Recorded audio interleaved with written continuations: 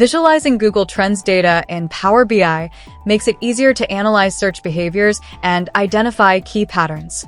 For example, this dashboard offers valuable insights into search trends from 2019 to 2021. Let's dive into the details.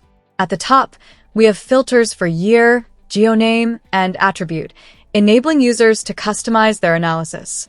The map on the left visually represents search interest across India, with color coding to highlight varying intensity levels.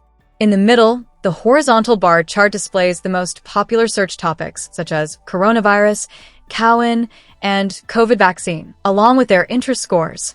This gives a clear picture of the top trending topics during the selected years. At the bottom, the interest over time graph provides a detailed view of how search trends evolved, with noticeable spikes during significant events like July 2021. Finally, the popularity gauge on the left offers a quick summary of overall interest levels. Don't miss out on the opportunity to transform your data into actionable insights. Your learning journey doesn't have to end here. Subscribe now and explore more.